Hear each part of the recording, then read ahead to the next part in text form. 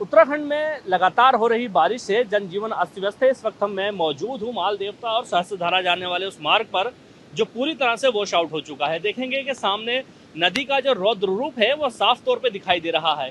इसी मार्ग से होकर के सहस्त्रधारा और माल देवता तक पहुंचा जाता था, लेकिन अब पूरी तरह से इस सड़क के कट जाने से हजारों लोग देहरादून से कट गए हैं। फिलहाल कोशिश की जा रही है कि किसी तरह से इस रास्ते को या फिर किसी वैकल्पिक रास्ते को तलाशा जाए ताकि लोगों तक पहुंचा जाए, क्योंकि माल देवता में लगातार हुई बारिश से बादल फटने जैसे हालात हैं।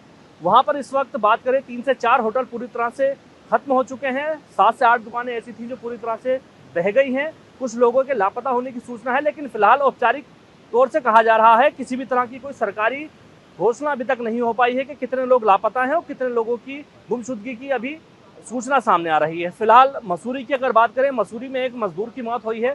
जिस तरह से लगातार बारिश हो रही है उससे अभी सड़क को पूरी तरह से खतरा बताया जा रहा है। लगातार जो ये सोंग नदी है अपने रौद्र रूप में है और लगातार इस पूरी सड़क को काट रही है। सड़क के कटने से एक तरह से कहेंगे कि पूरी तरह से इस पूरे इलाके का संपर्क देहरादून जिले से कट गया है। इस सड़क से न केवल देहरादून जिले को बल्कि पौड़ी और टिहरी को भी जोड़ता है। इस रास्ते के कट जाने से हजारों लोग फिलहाल उस तरफ फंसे हुए हैं। कोशिश की जा रही है कि किसी तरह से उन तक पहुंचा जाए। एसडीआरएफ एनडीआरएफ को तैनात किया गया है।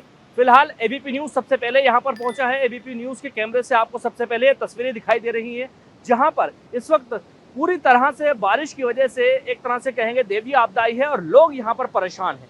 फिलहाल कोशिश ये की जा रही है कि किसी तरह से उस तरफ पहुंचा जाए और देखा जाए कि वहाँ के अभी हालात क्या हैं। वहाँ से वीडियो और टेलीफोन के माध्यम से लोग तस्वीरें भेज रहे हैं, लेकिन किसी तरह से अभी लोगों से संपर्क नहीं हो पा रहा है।